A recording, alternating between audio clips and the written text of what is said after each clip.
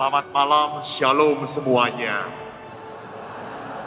Terima kasih para Romo yang terkasih, Pak Kris. Saya boleh berada di tempat ini. Saya berbahagia berada di tengah-tengah Anda dan mohon izin saya membuka masker. Saya sudah 4 kali vaksin, termasuk vaksin anti anjing gila. Jadi saya sudah tidak gila lagi.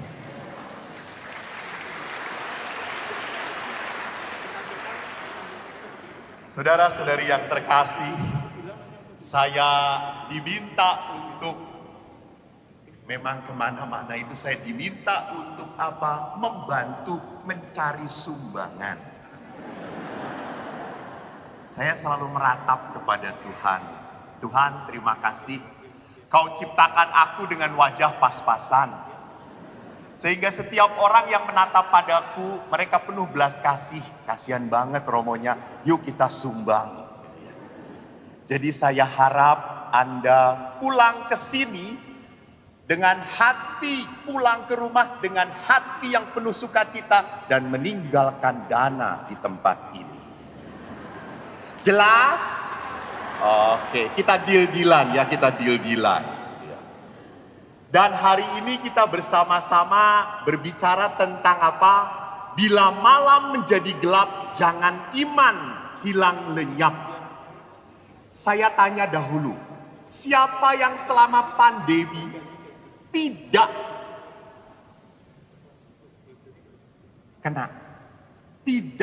kena efek dari pandemi? Angkat tangan. Siapa yang tidak kena efek pandemi? Ibu tidak kena efek pandemi, buktinya pakai masker. Tidak ada orang yang gak kena efek pandemi. Karena kena efek pandemi, orang akhirnya berjarak. Dengan suami pun mungkin makin senang ya, karena sebelum pandemi saja sudah berjarak. Setelah pandemi dihalalkan oleh pemerintah. Jadi akhirnya semakin berjarak. Rupanya pandemi ini menyentuh siapapun. Dan akhirnya Bapak Paus Fransiskus mengatakan apa? Memperlihatkan bahwa manusia itu rapuh. Orang punya uang berapapun, sewaktu pandemi tinggi-tingginya, belum tentu Anda bisa masuk rumah sakit. Sesuci apapun, tetap saja meninggal dunia.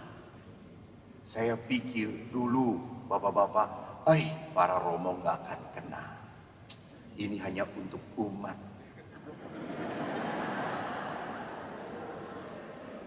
Yang masih berdosa.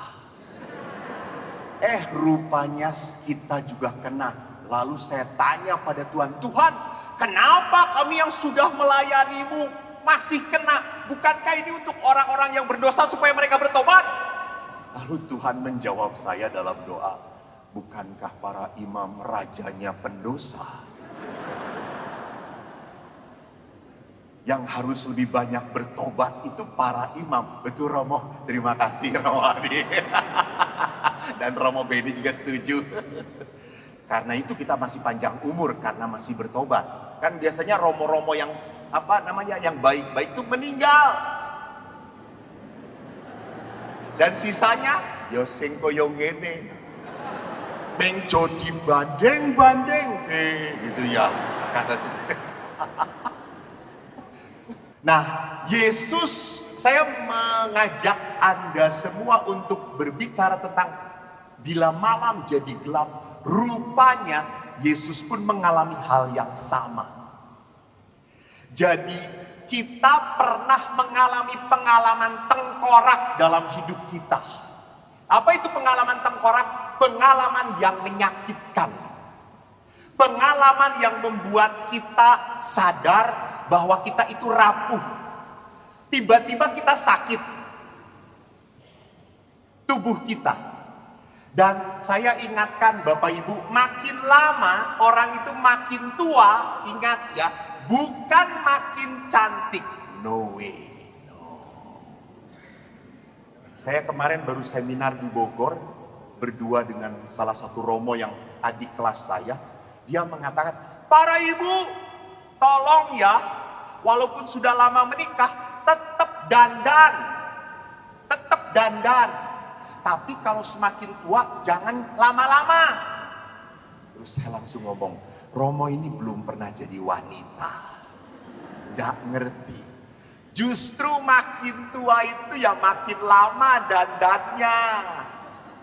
Kenapa? Karena keluar ya tetap gitu-gitu aja. Saya itu pernah kok dijemput oleh bapak mau pergi ke resepsi. Ayo Romo bareng. Loh, ibu mana? Kita pulang lagi nunggu ibu dandan. Hah?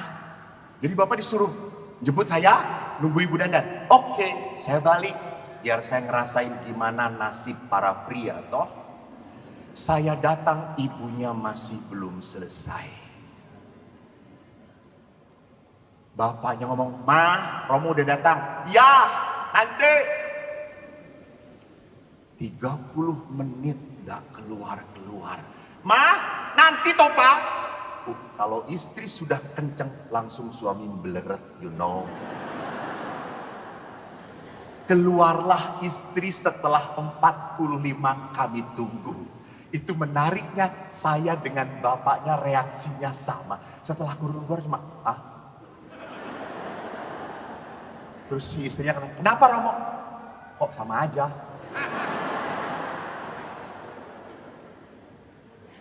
Jadi perhatikan bahwa realitas dalam diri kita pun, kita harus sadar bahwa makin lama kita bukan makin kuat, enggak, makin lemah. Dulu kita lari cepet, anak-anak cet. Sekarang kalau udah tua, alon-alon toyo gitu ya. Saya dengar encim-cim, "Romo, setiap hari itu perut saya cekot-cekot, kepala saya senut-senut gitu ya." Udah gak jelas saudara-saudara. Aduh, ini yang membuat saya menderita. Jangan sorot saya, kelihatan jerawat gue coy. Biarkan hitam, memang dari Tuhan Allah saya hitam kulitnya. Jadi bapak ibu sama, orang pun mulai kerapuhan mengalami peristiwa tengkorak dalam hal relasi. Apakah suami Anda yang dulu Anda cintai, setelah sekian tahun pernikahan, tetap sama? Tidak, berbeda. Makin lama makin hangat. Makin lama makin sayang, pret. Makin lama makin adem, tenang. Besok hari apa tahu nggak? Jumat. Besok tuh ulang tahun perkawinan kita.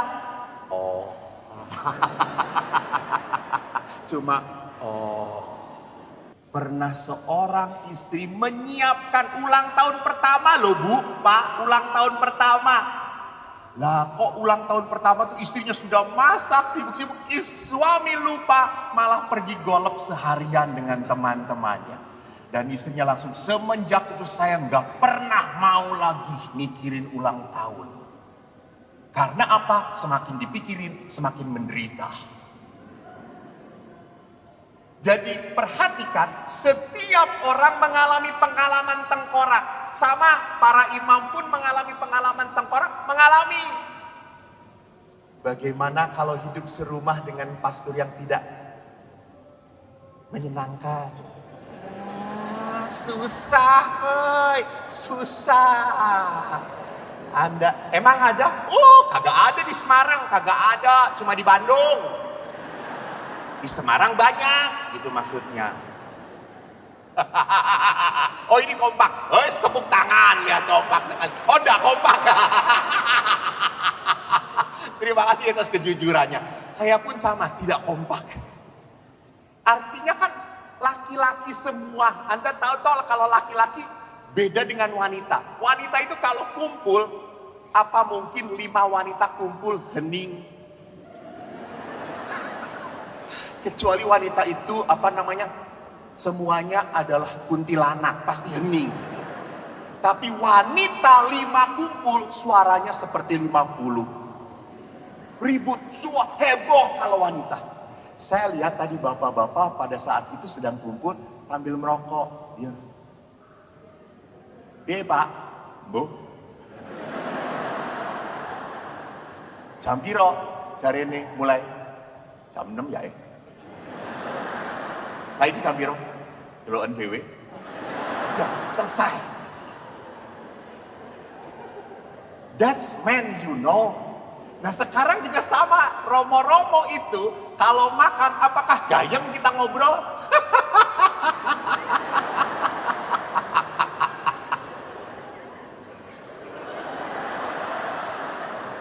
Sampun, nggih. Penutup, ya wis.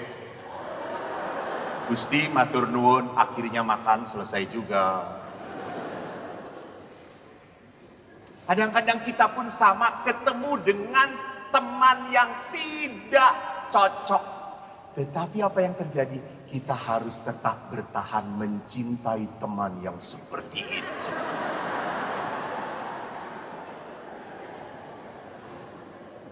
Hati-hati loh, romo-romo ini pinter loh, wong sekolahnya filsafat teologi. Kadang-kadang dengan alasan kunjungan umat, ia menghindari imamnya. Jadi jangan berpikir, wah romo ini rajin romo, dia kunjungan terus. Lah kunjungannya kok pas makan pagi, makan siang, makan malam. Aneh tuh ya.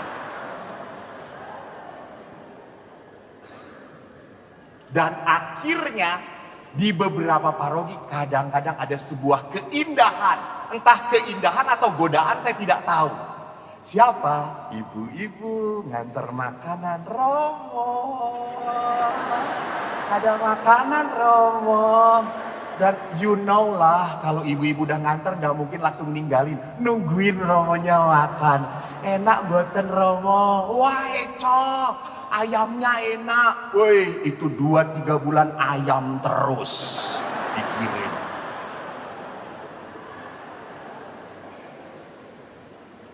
Jadi perhatikan, memang setiap orang mengalami pengalaman tengkorak namanya. Mari kita cek lagi di dalam Injil Lukas. Yesus pergilah ke luar kota. Dan sebagaimana biasa ia menuju Bukit Zaitun, murid-muridnya juga mengikuti dia. Setelah tiba di tempat itu, Yesus berkata kepada mereka, berdoalah supaya kamu jangan jatuh ke dalam pencobaan. Kemudian Yesus menjauhkan diri dari mereka kira-kira sepelempar batu jaraknya. Lalu ia berlutut dan berdoa. Ya Bapakku, jikalau engkau mau, ambillah cawan ini daripadaku. Tetapi bukanlah kehendakku, melainkan kehendak-Mu-lah yang terjadi. Maka seorang malaikat dari langit menampakkan diri kepadanya untuk memberi kekuatan kepada Yesus. Ia sangat ketakutan dan makin bersungguh-sungguh berdoa. Peluhnya menjadi seperti titik-titik darah yang bertetesan ke tanah. Lalu Yesus bangkit dari doanya dan kembali kepada murid-muridnya. Tetapi Yesus mendapati mereka sedang tidur karena duka cita. Maka kata Yesus kepada mereka, mengapa kamu tidur? Bangunlah dan berdoalah supaya kamu jangan jatuh ke dalam pencobaan. Lihat Bapak Ibu, di dalam perikop ini kita bisa melihat tertulis di sana. Dikatakan berdoalah supaya kamu jangan jatuh ke dalam pencobaan. Sampai 2 kali, berdoalah. Maka next saya perlihatkan. Beberapa poin yang kita bisa renungkan adalah apa? Yesus meminta para murid untuk bertahan dalam doa supaya tidak jatuh dalam pencobaan. Jadi doa itu adalah kekuatan. Tanpa doa manusia akan ambruk, jatuh. Kenapa Yesus mengatakan supaya murid-muridnya berdoa? Karena mereka akan mengalami peristiwa yang di luar bayangan mereka. Jadi kalau kita kontekskan dengan hidup kita, ingat Yesus pun mengingatkan kita bahwa pilihan hidup seperti apapun Anda akan mengalami suatu saat peristiwa di luar kehendak Anda. Misalnya tiba-tiba orang yang Anda cintai meninggal. Tidak ada tanda-tanda. Saya di dalam hidup saya paling dekat dengan ibu saya. Walaupun saya sudah menyerahkan diri kepada Tuhan, tetapi waktu saya harus menerima ibu meninggal, yo nangis aku. Apalagi saya harus memimpin ekaristi ibu meninggal, nggak tahan. Karena beliau adalah wanita yang sangat menyayangi aku. Saya nggak bisa terima. Memang pada saat umat datang mengunjungi, ikut berduka, saya bisa berkata, terima kasih dengan senyum yang seperti ini. Tapi saya harus berpikir, harus jujur, saya menangis. Maka malam setelah umat pulang, jam 2 malam, saya menangis di depan peti ibu. Saya menangis. Walaupun saya sudah menyiapkan, tetapi bukan seperti ini yang harus saya terima. Apalagi meninggalnya adalah apa? Orang-orang yang disayang. Saya itu kan paling sering apa? Menikahkan orang, nguburin orang, dan sakramen perminyakan. Dan di Bandung, di Jakarta saya paling terkenal adalah pastor yang pencabut nyawa. Jadi saya tuh selalu berhasil kalau sakramen perminyakan. 2 hari kemudian meninggal, 3 hari kemudian meninggal. Mau dites? Boleh juga sih.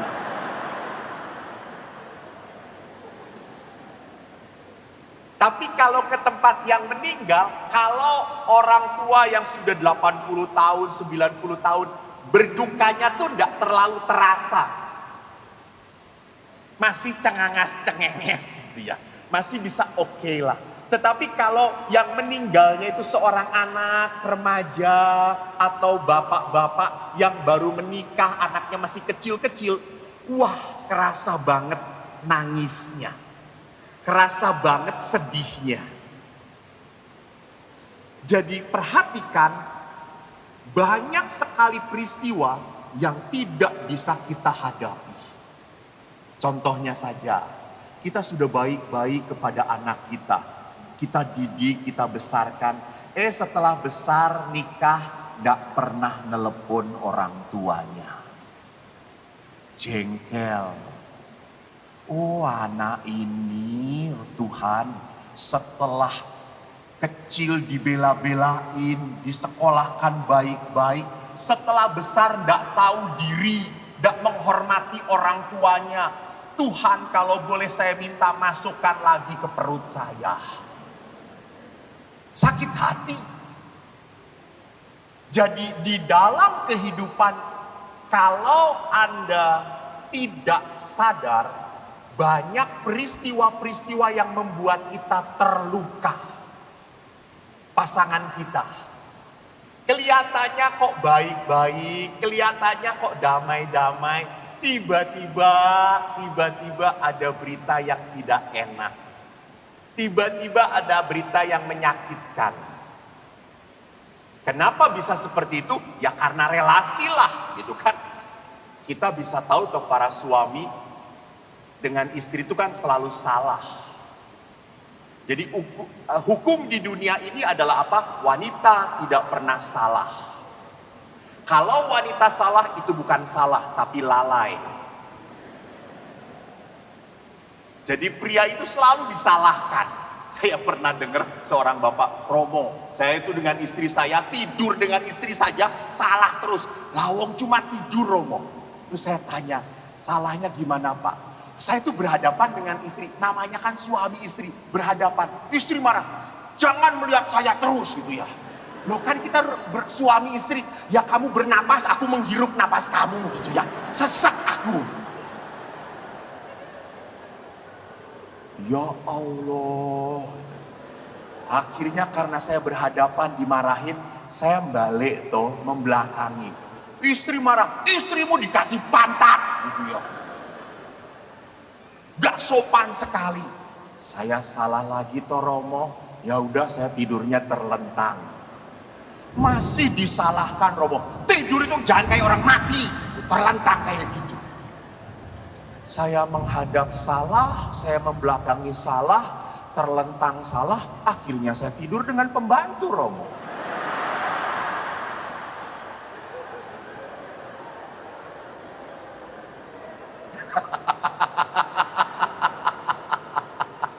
Romo Beni memberikannya nengkurep, ya sesak Romo. Jadi perhatikan di sini bahwa ada hal-hal yang seringkali di luar prediksi kita, di luar perhitungan kita, banyak di dalam kehidupan.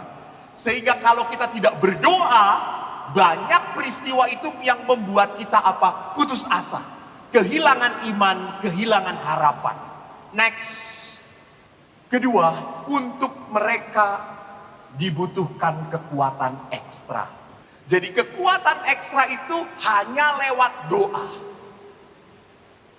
Coba Bapak Ibu ingat, kapan Bapak Ibu berdoa kusyuk kalau bukan saat menderita?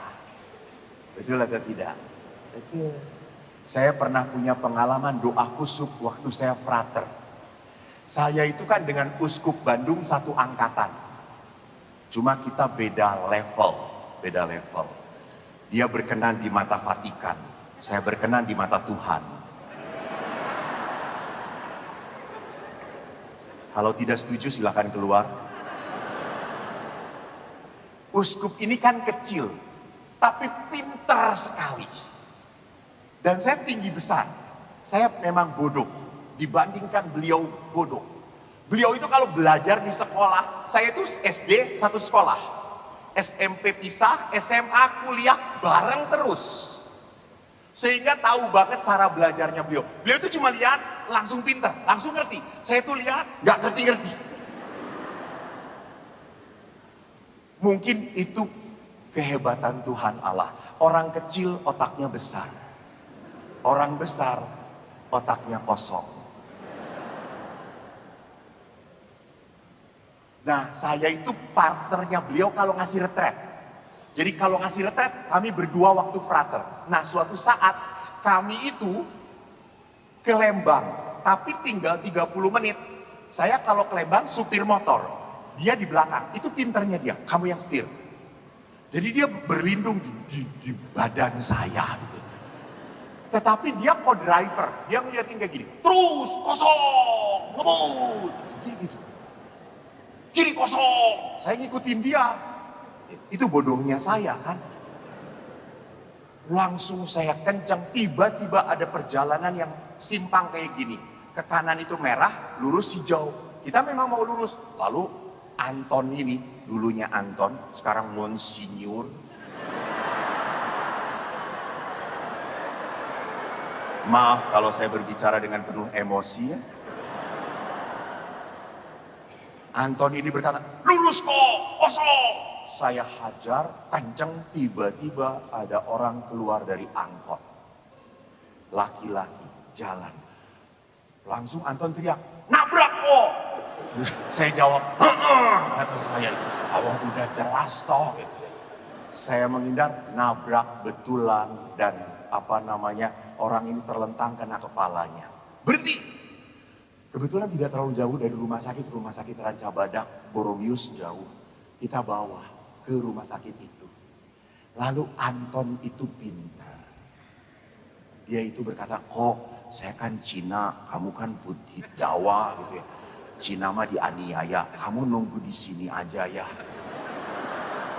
Saya memberi retret, kamu nunggu di sini ngurus yang ditabrak ini. Dan sekali lagi bodohnya saya. Baiklah, itulah. Memang dari dulu mungkin Tuhan itu sudah mau merancangkan dia jadi monsinyur. Jadi saya taat gitu dalam kebloonan gitu. Ya siap. Gitu. Kan saya kan cuma diem di situ nungguin, taunya bapak ibu saudara-saudaranya tatoan semuanya datang. Mana yang nabrak? Aduh ampun Tuhan, kata saya itu. Modar gue, kata saya. Saya udah ketakutan, tapi karena saya sedang pegang rosario gitu. Kenapa nabrak? Ini dijelaskan, kami tidak terlalu salah ya. Dan muncullah rupanya sebulan berikutnya laki-laki itu akan menikah. Dan calonnya datang. Weh, makin berdoa saya. Tuhan selamatkan. Karena saya lihat calon perempuannya jelek. Kalau cantik ya panggil saja, saya boleh menggantikan gitu ya. Saya juga walaupun otaknya kagak ada sedikit isinya gitu ya. Jadi benar pada saat itu saya berdoa sungguh-sungguh. Jadi samalah kita manusia seperti itu. Di saat kita kepepet, di saat kita tidak mampu apa-apa lagi, kita berdoa. Next. Jadi Yesus mengatakan bahwa power itu hanya ada di dalam Tuhan. Dan ini pun dialami oleh Yesus. Next. Yesus juga sama sungguh menghadapi ketakutan akan salib. Maka perhatikan oleh penginjil Lukas tadi dikatakan bahkan tetesan keringatnya seperti tetesan darah. Kenapa? Karena Yesus mengalami perasaan total ditinggalkan Tuhan. Maka totalitas bahwa dia merasa ditinggalkan Tuhan diserukan oleh Yesus dengan kata-kata apa?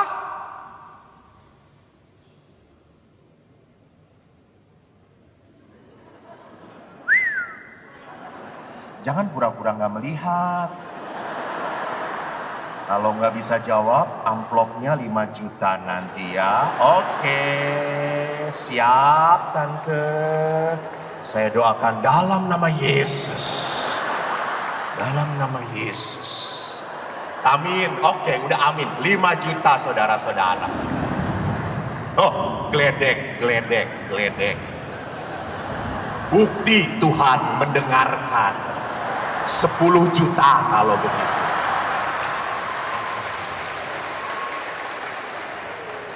Yang tepuk tangan juga harus di atas 1 juta.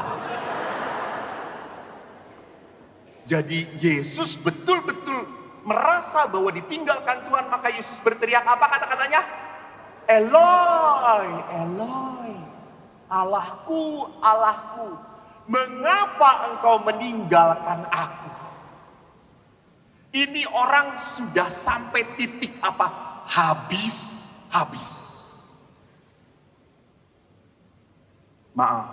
Maaf ya Bapak Ibu, saya seringkali prihatin.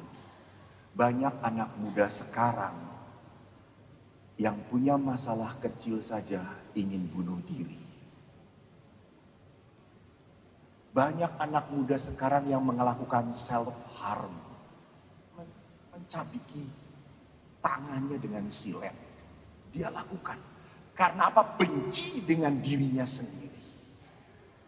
Orang ini mengalami apa? Tuhan tidak peduli lagi pada saya. Itu lihat. Maka kalau orang tidak pernah melekat pada Tuhan, next, ia akan rapuh, ia akan mudah jatuh.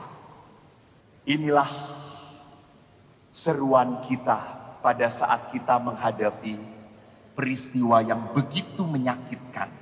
Tuhan tolong.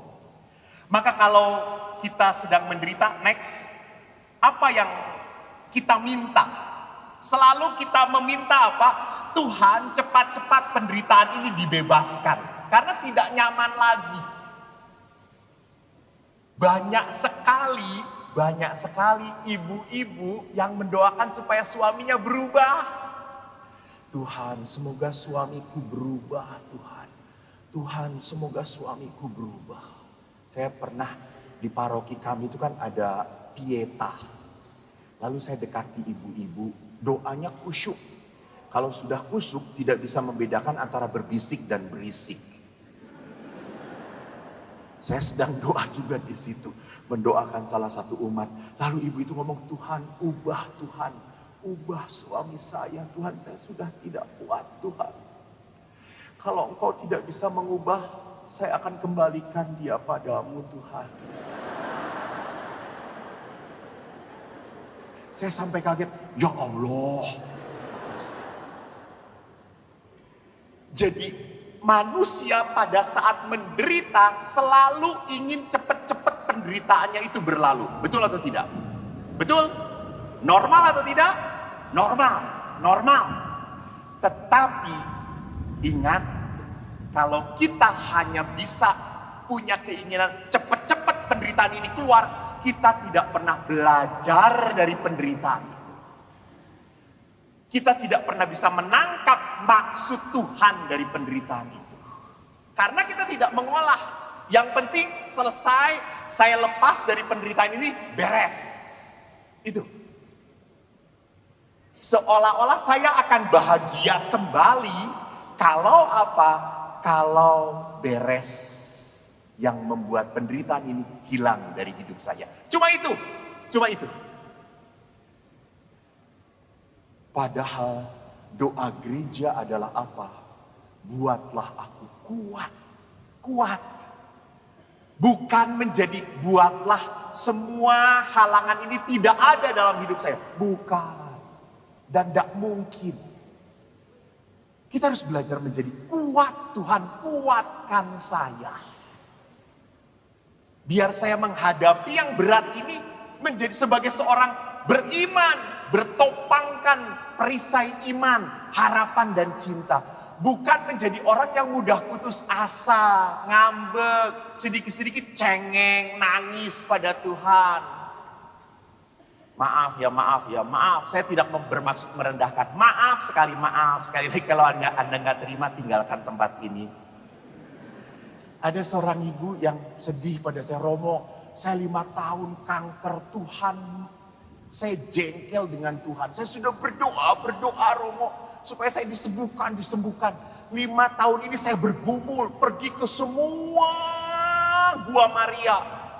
Bahkan Gua Maria belum dibangun pun saya pergi di sana gitu ya. Saking minta semua imam yang saya kunjungin. Tolong doakan. Tapi Tuhan tidak mendengarkan doa saya. Tuhan itu mau menghukum saya Romo. Titik. 5 tahun Romo. Lalu saya tanya, ibu sekarang usianya berapa? 55 tahun Romo. Oh, ibu menderita sudah berapa? 5 tahun Romo. Lalu 50 tahun Tuhan apain kepada ibu? Ya memberkati saya Romo. Nah, 50 tahun lu diberkati. 5 tahun lu mendapatkan sakit. Langsung marah-marah pada Tuhan. Berapa persennya Romo? 10%-nya. Kamu marah kepada Tuhan, jengkel kepada Tuhan. No cincai lu no. Cenglitong dalam kehidupan gitu ya. Jadi kita suka melupakan hidup yang penuh berkat hanya karena penderitaan. Aneh toh. Aneh. Kalau Allah sudah memberkati begitu panjang, maka jangan lupakan berkat Tuhan itu. Ini yang terjadi dengan umat Israel. 40 tahun di padang gurun diselamatkan oleh Tuhan. Pada saat bertemu dengan tanah terjanji begitu beratnya, mereka langsung mengatakan kepada Musa, pulang yuk. Bangsa Kanaan dahsyat, keren, keturunan enak, raksasa, dan kita ini seperti belalang. Paling nanti kita diinjak-injak. Yuk kita balik ke Mesir, kita jadi budak saja. Wow. Marahlah Yosua dan Kaleb di Nun. Anda pasti nggak tahu ya, nggak baca. Kelihatan dari wajahnya. Oh, iya. Neng di kuyo. Kelihatan. Umat Karang Panas. Kurang baca kitab suci. Maaf Romo. Mereka lihat melupakan karya Tuhan pada saat menghadapi kesulitan yang begitu besar pada saat itu. Nah sekarang next. Memang seringkali saya pun sama, pada saat saya berdoa untuk seseorang, seringkali saya ngomong, kalau ada orang yang terlalu berat penderitaannya, saya berdoa, Tuhan, jangan sampai kehilangan iman, harapan, cinta dia. Banyak orang datang kepada saya, Romo, saya kanker, saya sakit, tolong didoakan. Saya hanya berkata, Tuhan, kalau penyakit ini memang harus dia tanggung, tolong.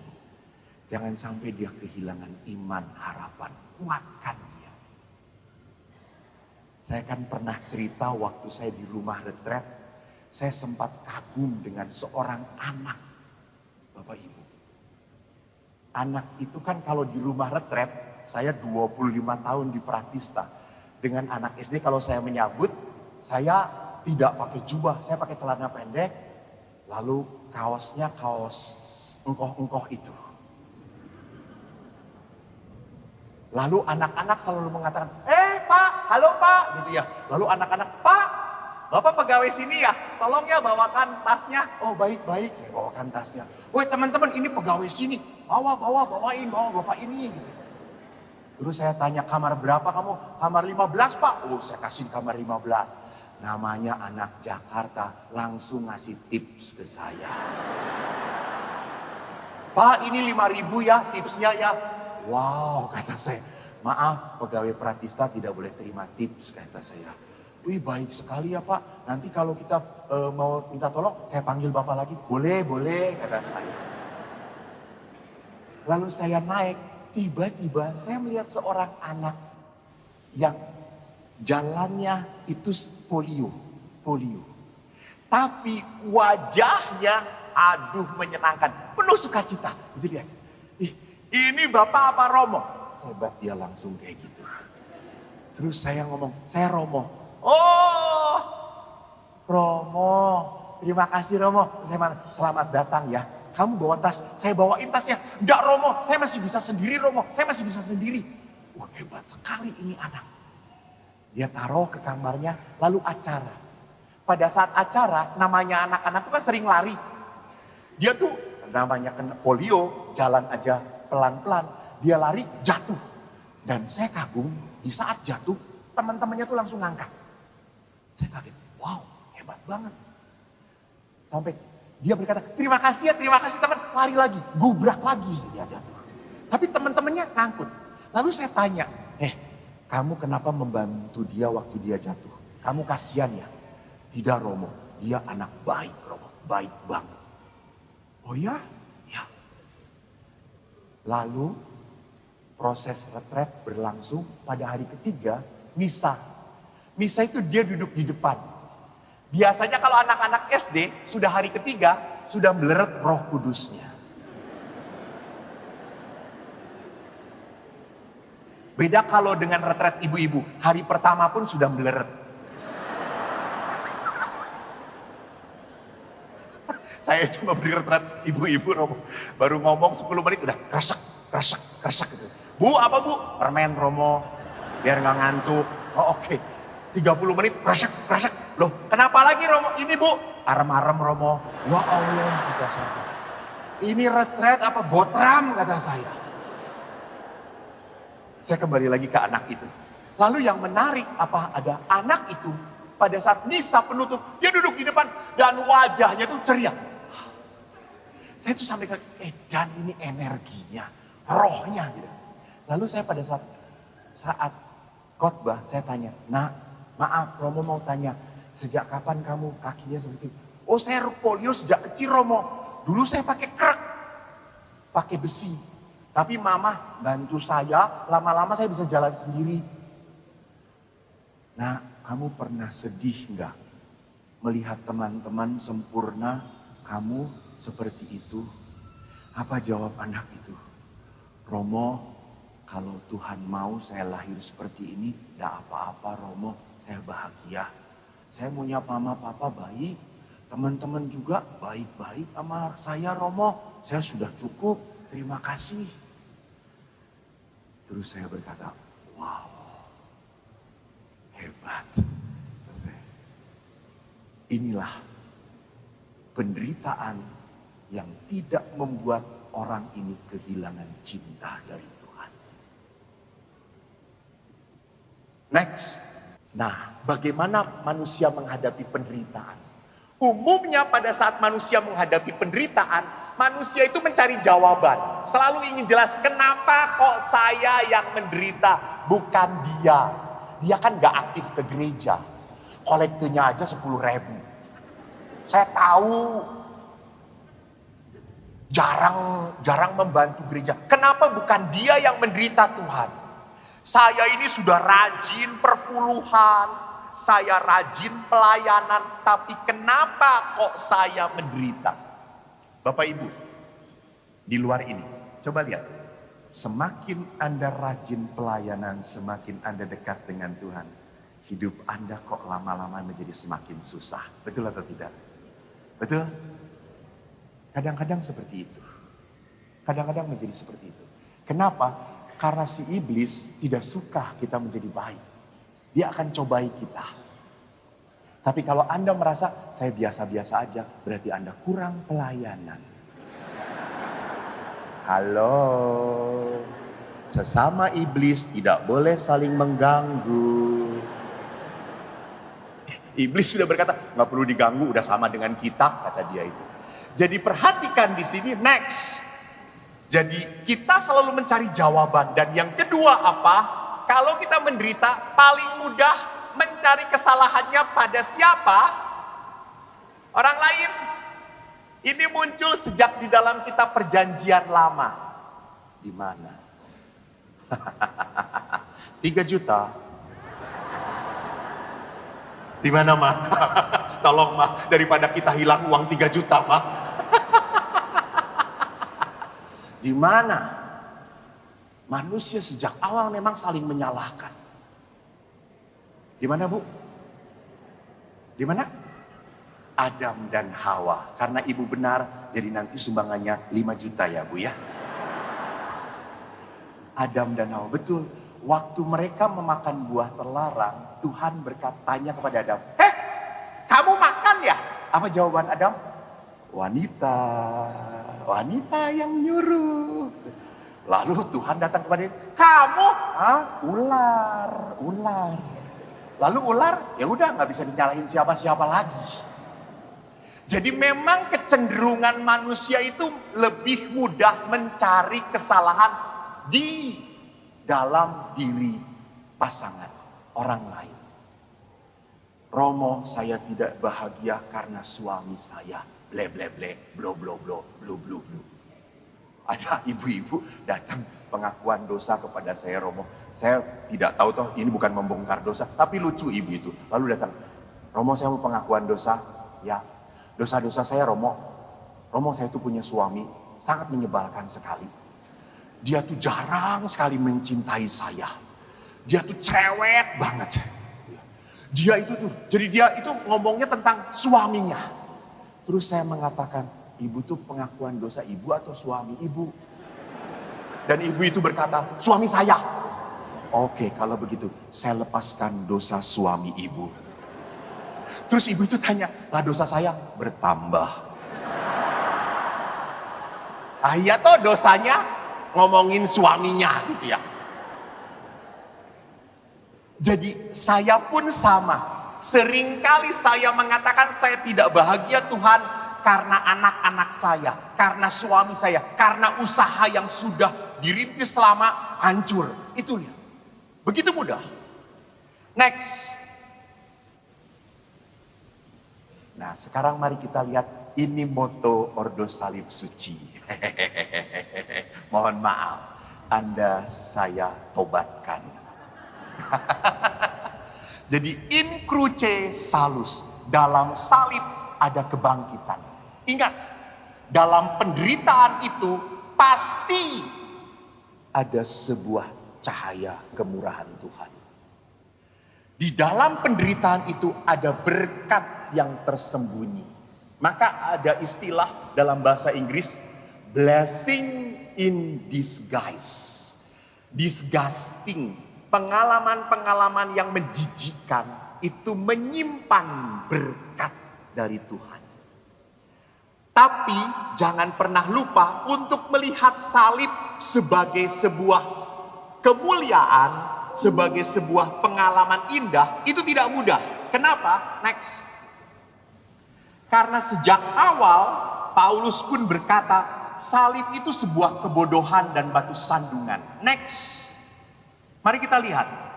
Saya maaf tidak akan membacakan karena di bawah saya ini sudah ngomong 5 menit lagi, 1 menit lagi, 2 menit lagi. Saya harus taat daripada amplop saya dikurangi. Paulus pun berkata salib itu kebodohan. Bahkan menjadi batu sandungan. Anda tahu, next. Mohon maaf ya, saya mencoba untuk melihat. Saudara kita pun tidak terima kalau Yesus itu yang disalibkan. Kenapa? Karena konsep kalau orang itu orangnya Tuhan, pasti diselamatkan Tuhan. Anda pernah lihat film-film zaman dahulu, pasti yang jagonya tuh kalah duluan. Betul atau tidak? Wah, dipukul-pukulin habis-habisan. Tapi setelah ada musik eng ing eng deneng deneng, pasti yang jagonya jadi menang. Di dalam peristiwa Yesus tidak ada. Di dalam surat An-Nisa, Al-Quran berkata, sesungguhnya kami telah membunuh Al-Masih, Isa putra Maryam, Rasul Allah. Padahal mereka tidak membunuhnya dan tidak menyalibkannya. Tetapi yang mereka bunuh adalah orang yang diserupakan dengan Isa. Jadi memang bahwa Yesus mati itu adalah sebuah kesalahan manusia yang tidak bisa diterima oleh akal budi. Kalau dia orang benar, gak mungkin menderita. Orang Yahudi pun sama. Next. Yahudi itu melihat apa? Bahwa salib itu simbol penurunan martabat manusia sehina-hinanya. Saya kan waktu ziarah pertama ke Yerusalem. Wah, umat itu banyak yang baru pertama. Romo, nanti kita akan jalan salib di tempat Yesus jalan salib ya. Wah, pasti kusyuk ya Romo. Saya juga kan masih nggak tahu toh. Iya ya. Gitu. Taunya sampai sana harus lewat pasar. Rame, nggak ada kusyuknya. Lebih kusyuk di Ambarawa kata saya itu. Saya di perhentian ke-5 atau ke-6 ada tempat jualan pakaian dalam wanita. Dan percis di gambar itu ada celana dalam wanita gitu. Kami menyembah Engkau ya Kristus. Sampai bapak-bapak, kita menyembah yang mana Romo? Kata siapa? Bapak celananya, saya itunya gambar Yesusnya. Jadi tidak kusuk. Lalu pengalaman saya pertama waktu jalan salib, kan kita tuh harus memasuki wilayah Kristen, wilayah Yahudi, wilayah Muslim. Masuk wilayah Yahudi, saya kan di belakang. Sedangkan umat-umat kan senang manggul salib gitu. Kalau di jalan salib itu senang manggul salib. Pak Christian juga senang duluan manggul salib. Tapi dalam kehidupan gak mau manggul salib gitu. Senang, saya di belakang. Saya masuk tempat Yahudi, saya diteriakin, fuck with your Christ. Langsung saya diludahin. Saya hanya membuat tanda salib saja. Dan berkata, yes, he is fuck. But he's my Christ gitu ya. Tidak diterima Yahudi. Bahkan Roma pun memperlihatkan bahwa hukuman salib itu adalah untuk kasta yang terendah. Buddha pun melihat penderitaan sebagai samsara. Tetapi Buddha, ingat di dalam agama Buddha pun setelah menderita berhenti di dalam apa? Bodhisattva. Buddha mendapatkan kedamaian. Beda dengan Yesus. Yesus disalib dan perwira berkata, jika engkau anak Allah turun dari salib. Pertanyaan saya, bisa nggak Yesus turun dari salib? 100 juta ini ya. Bisa nggak Yesus turun dari salib? Tanya mama boleh. Call a friend juga boleh. Call God jangan nanti kau dipanggil Tuhan lagi. Gak mungkin Yesus gak bisa turun. Orang mati aja dihidupkan kembali. But Yesus do not show the power. Gak. Tuhan tidak memperlihatkan kekuatannya. Yesus mati. Tetapi bagi dunia sekarang pun Kristianitas itu penderitaan, coba perhatikan, menjadi hal yang menyedihkan juga.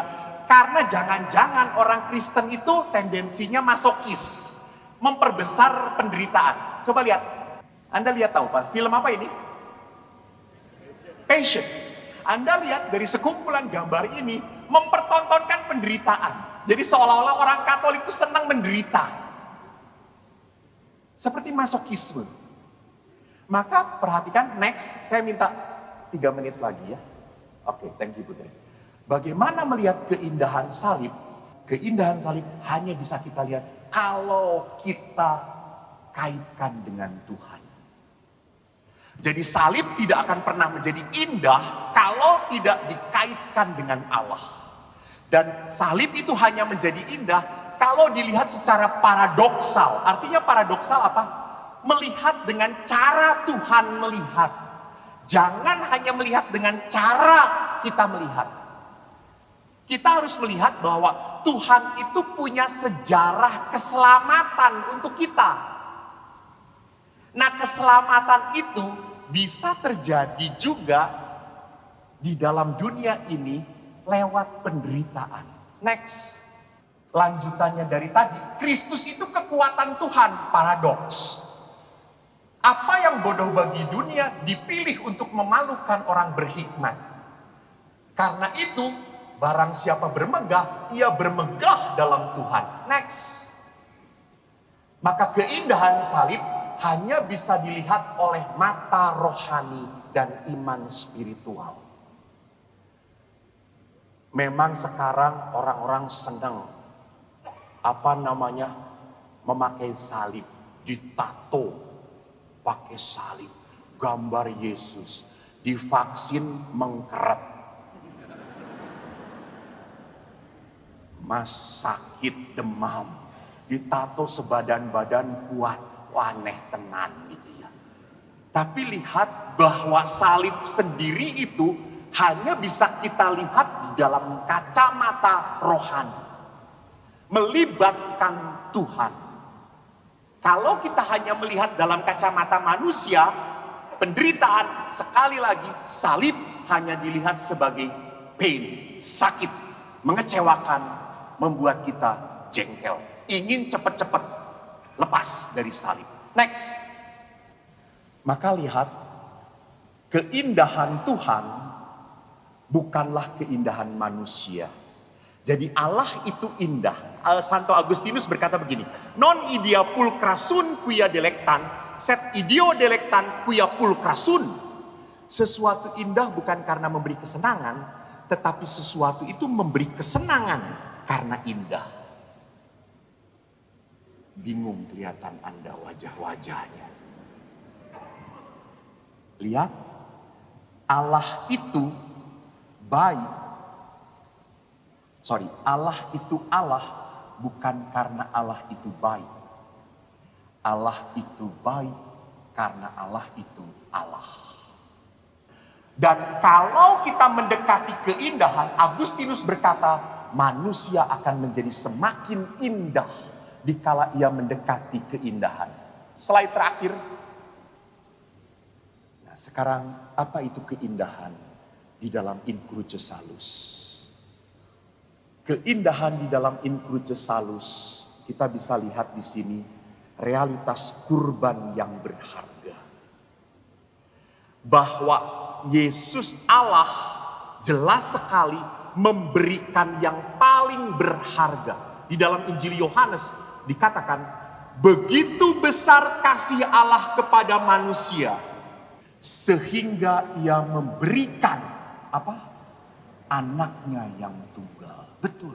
Begitu besar kasih Allah, maka ia memberikan anaknya yang tunggal. Jadi kalau di dalam salib kita bisa lihat Allah saja memberikan yang terbaik, yang paling berharga, maka tolong Bapak Ibu, jangan memberikan sisa waktu ke gereja. Doa saja sisa waktu. Romo susah ya doa itu gitu. Ya karena doanya ya nanti ajalah, malam lah. Malam tiba-tiba aduh udah capek. Romo boleh gak doanya sambil rosario? Rosarionya sambil tiduran gitu ya. Baru aku percaya pagi-pagi, aku percaya terus gitu ya. Itu 1 tahun 1 rosario gak selesai. Aku percaya aja terus. Sama ada orang juga yang mengatakan, Romo nanti kalau sudah punya waktu, saya baru akan melayani Tuhan. Kapan Anda punya waktunya? Nggak akan. Kita selalu punya dalih, sibuk. Ngurus istri, ngurus anjing kawin, anjing melahirkan, kucing resepsi, semua diurusin. Sama mau memberikan persembahan pun jangan memberikan, ya sudahlah. Kan ada bapak-bapak doa novena, Tuhan mohon tanah yang saya beli di sana, beli 1 juta, laku gotiau. Kolekte tetap ceceng. Please, berikan yang terbaik pada Tuhan. Dan Anda harus sadar, Allah itu memberi. Dan Anda punya itu, sekali lagi, karena pemberian Tuhan. Bukan karena jasa Anda.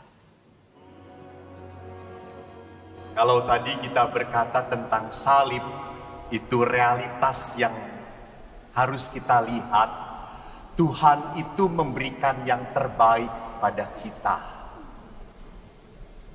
Maka kita bisa melihat bahwa realitas salib itu adalah realitas keindahan. Kita belajar keindahan dari Tuhan karena Allah sendiri memberikan yang terbaik dalam hidup kita. Saya awalnya sewaktu saya kecil, saya kecewa dengan keluarga saya. Tuhan, kenapa kok keluarga saya miskin, sederhana.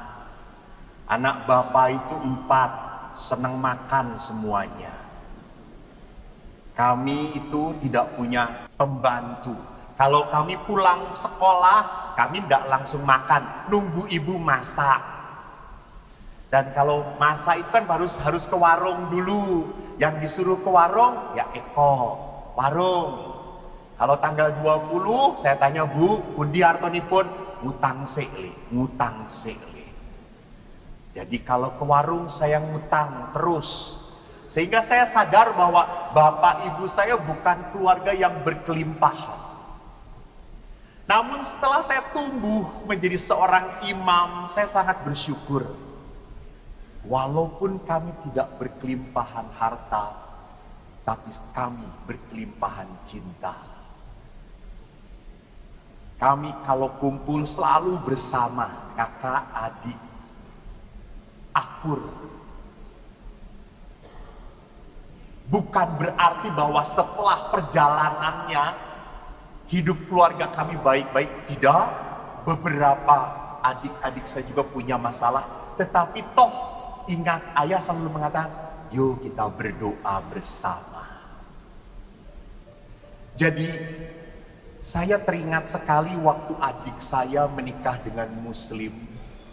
Yang ketiga, waktu awal-awal saya tanya calonnya, bagaimana nanti agama adik saya? Enggak mas, boleh dia tetap Katolik mas, saya hargai. Tapi rupanya setelah pernikahan, laki-laki berkata, imam, laki-laki, kamu harus ikut iman dari imam. Adik saya diminta pindah. Dia menangis, dia datang pada saya. Saya retret, suruh retret. Dek, kalau kamu memang terpanggil untuk pindah, enggak apa-apa. Kamu tetap adik saya. Dia mengolah dan akhirnya setelah retret dia datang kepada saya. Mas, saya akan berbicara seperti yang saya percaya dalam hati saya. Silahkan. Dia datangi suaminya dan berkata, saya tetap Katolik. Kalau kamu tidak suka, kamu boleh meninggalkan saya. Mengapa ini bisa terjadi? Bagi dia iman menjadi kekuatan dan harta berharga. Jadi saya pun selalu merasa bangga menjadi Katolik. Memang di dalam gereja Katolik banyak sekali kekurangannya. Betul, betul. Banyak pastor-pastor yang kampret seperti saya. Betul. Betul, setuju? Kurang ajar kamu. Tapi pertanyaannya bahwa kalau carilah gereja manapun, agama manapun yang tidak ada cacatnya, ora ono. Nggak ada. Justru kelemahan itu memurnikan kita. Memurnikan kita.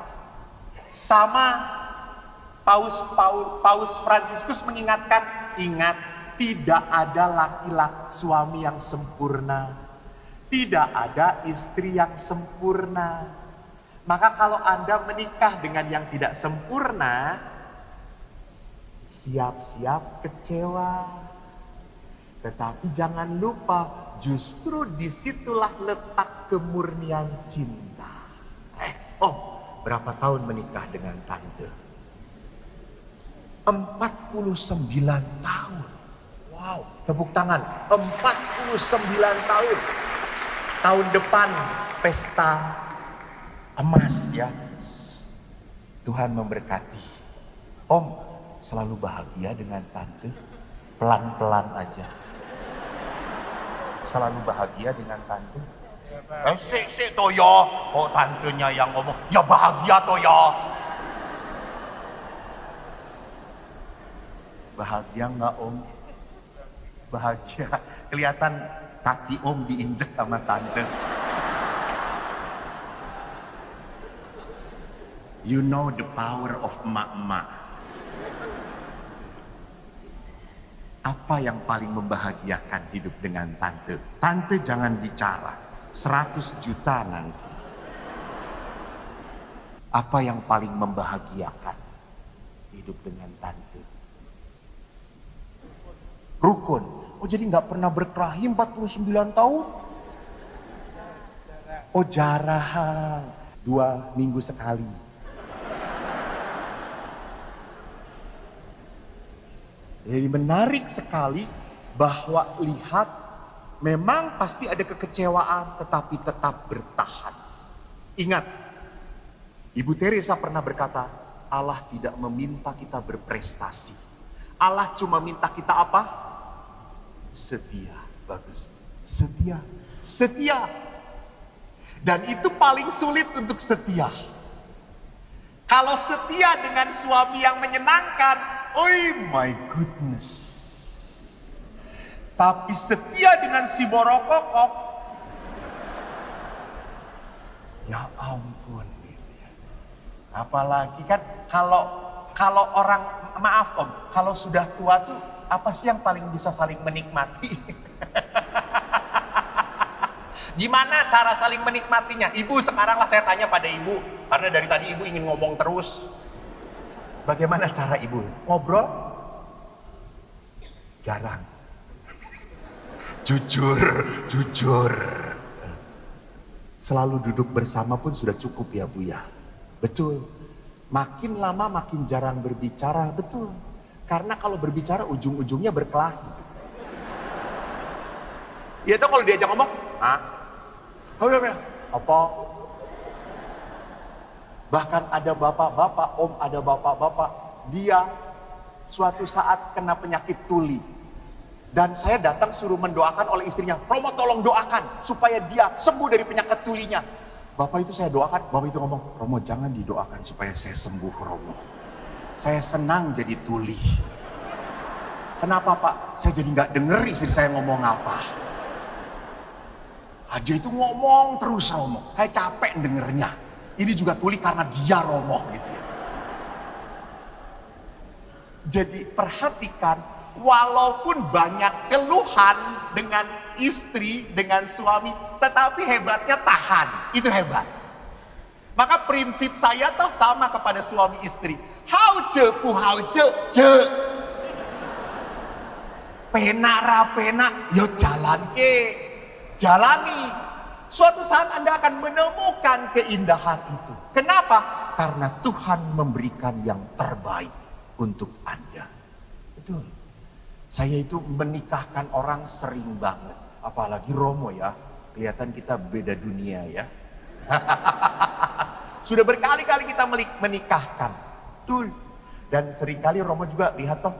Perempuannya laki-lakinya ganteng, perempuannya pas-pasan ya Romo ya. Betul. Tetapi toh ada sayang. Kenapa? Karena Tuhan.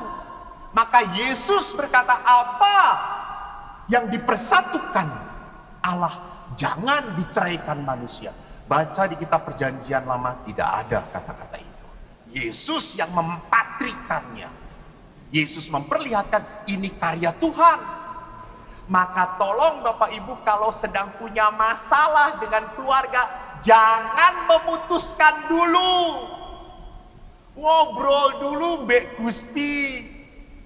Lah kan waktu janji Anda kan janjinya dengan Tuhan. Ingat, di dalam gereja itu yang janji bertiga. Suami, istri, Gusti. Maka kalau ada masalah, jangan Anda memutuskan dulu. Ngobrol dulu dengan Tuhan.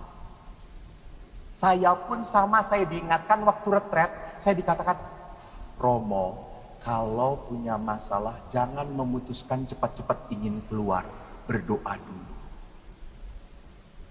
Saya pernah jatuh cinta juga.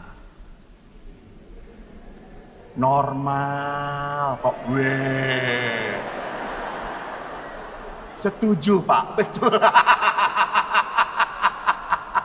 Bapak jempolnya yang paling kencang gitu. Betul. Saya jatuh cinta dan akhirnya yang menariknya adalah dia pun cinta pada saya. Itu yang jarang terjadi. Yang banyak terjadi, Romonya mencintai umat, umatnya tidak cinta pada Romo itu. Ini dia mau, kalau saya keluar pun mau. Lalu saya berkata, Tuhan, apa yang harus kupilih? Dia atau engkau? Saya berdoa, Tuhan tidak jawab apa-apa coy.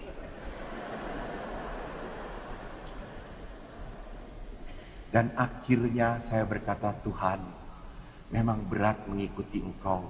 Banyak penderitaan mengikuti engkau. Ya sudah, saya tetap mengikuti engkau. Dan setelah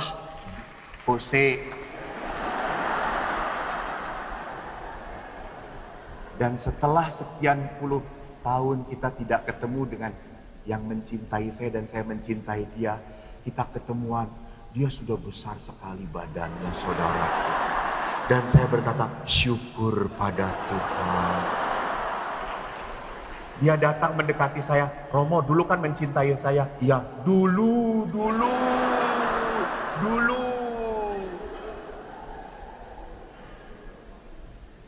Jadi saya sangat menyadari kalau Tuhan memanggil saya untuk menjadi imam, itu adalah jalan yang terbaik untuk saya. Tidak untuk Anda. Ingat itu ya. Jalan yang terbaik, Fian, ya dengan istri Anda. Titik. Jadi ini yang menyedihkan. Banyak yang mengatakan bahwa masih ragu-ragu Romo. Di saat Anda ragu-ragu dengan pasangan bahwa dia pemberian Allah, maka perjalanan kita pun akan menjadi meragukan dan berat. Ingat, Allah itu selalu memberikan yang terbaik, Maka sekarang tolong pandang yang terbaik itu. walaupun sudah tidak jelas bentuknya sekarang.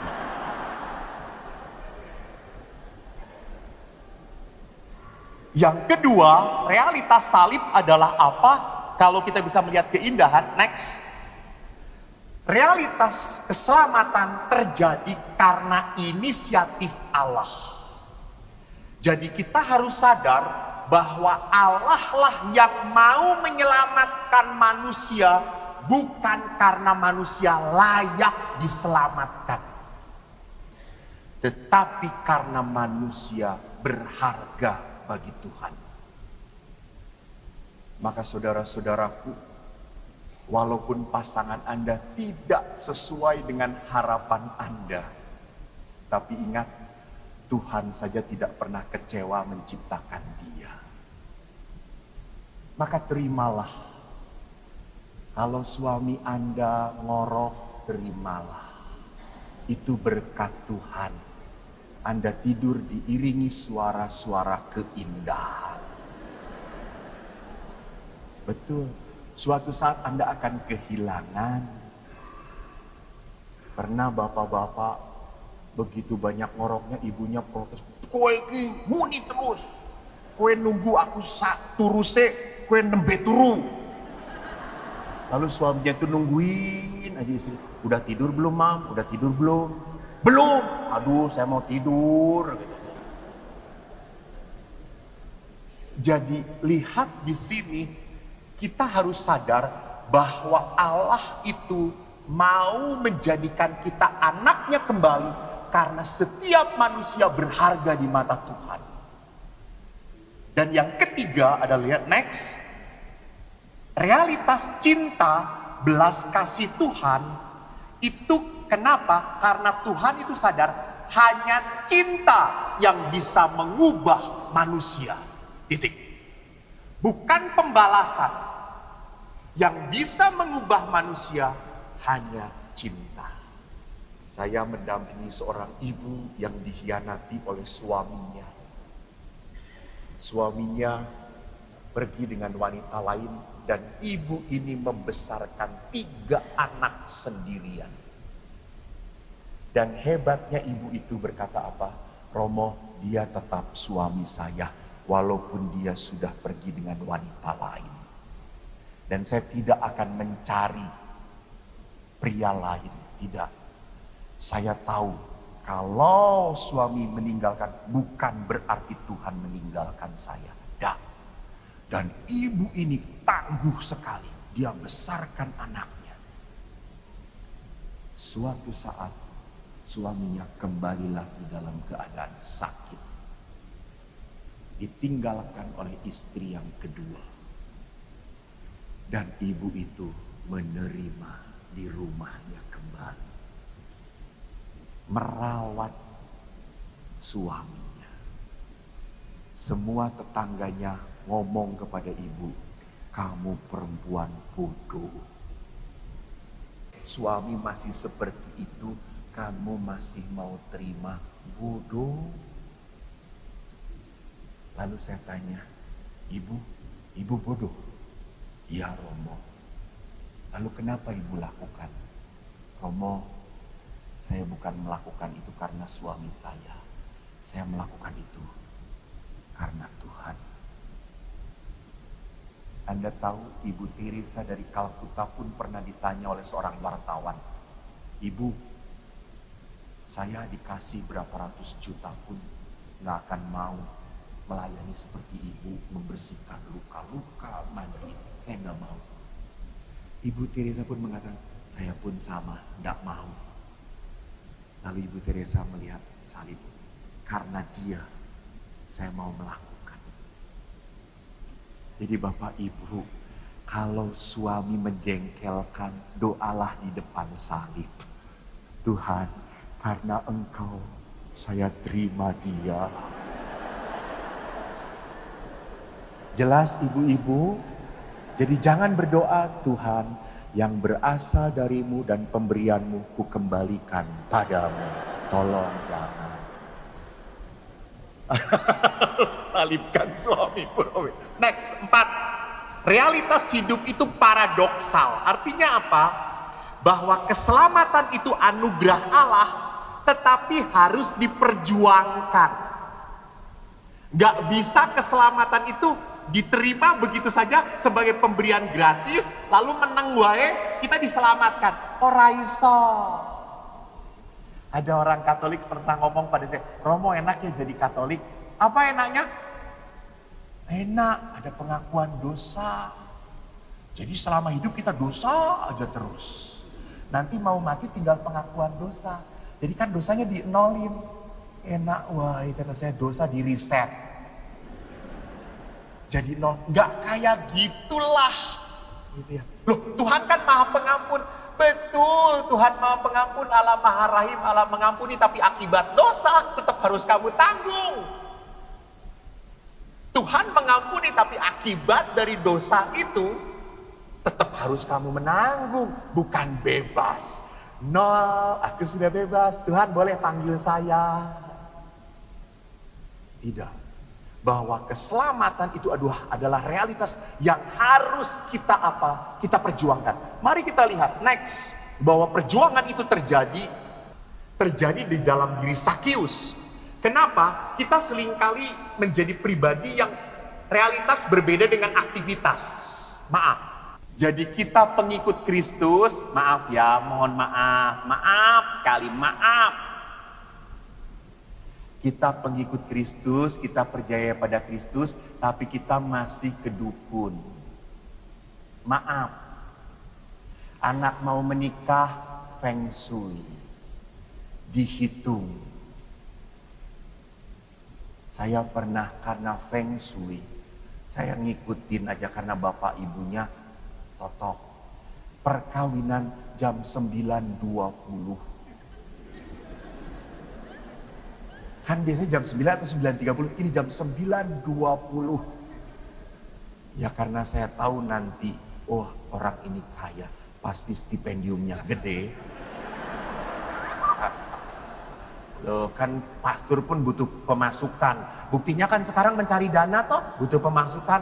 Jangan lupa. Lalu apa yang terjadi? Saya tadi mau cerita apa?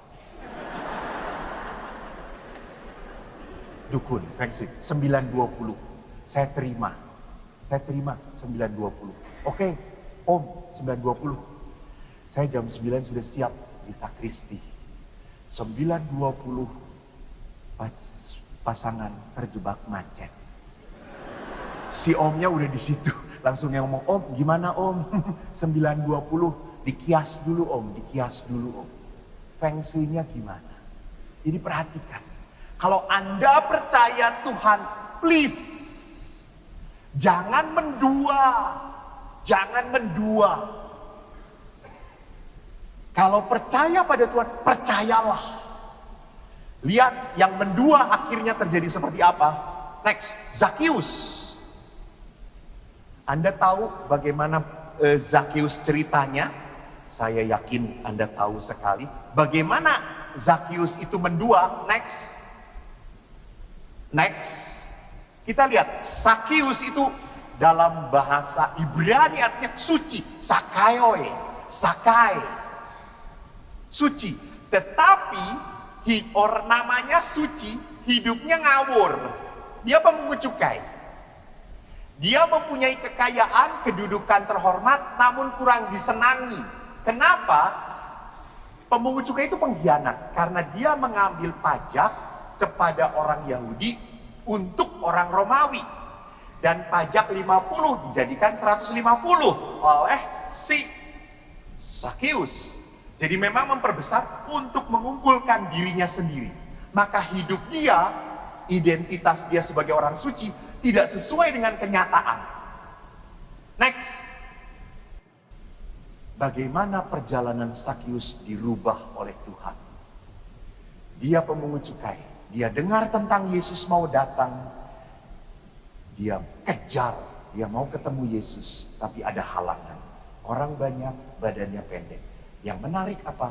Dia tidak menyerah. Dia ingin ketemu Yesus.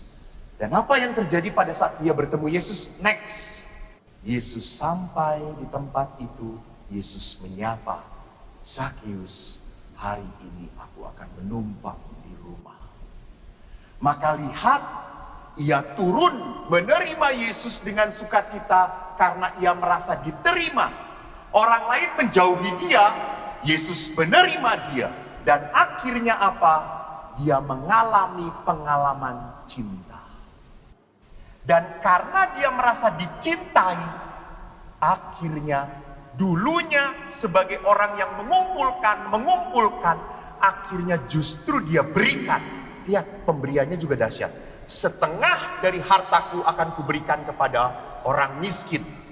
Jadi tinggal berapa? Tinggal setengah ya. Kalau ada orang yang kuperas, akan kukembalikan berapa? 4 kali lipat. Habislah Sakius. Tapi dia tidak ketakutan. Karena apa? Karena dia punya Yesus.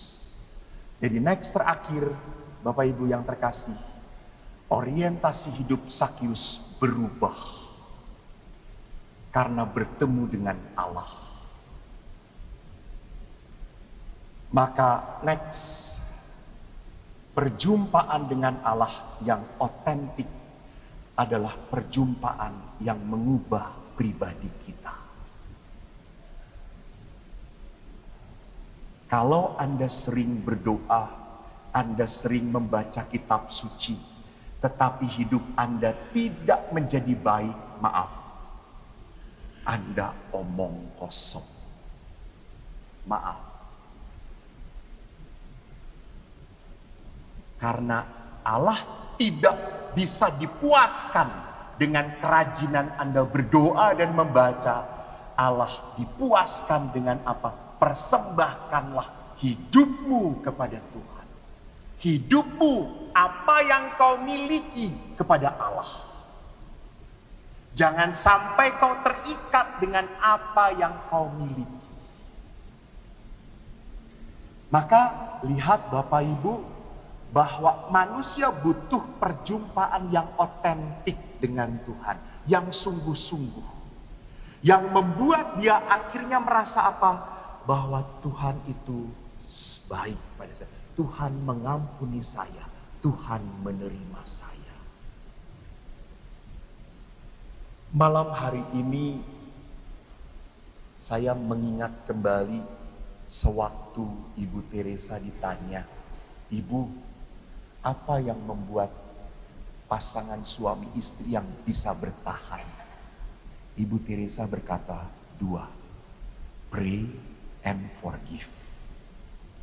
Berdoa dan mengampuni. Kamu tidak akan pernah bisa mengampuni kalau kita tidak berdoa. Dan kalau kamu berdoa, tetapi kamu tidak mampu mengampuni, maka doamu itu kebohongan.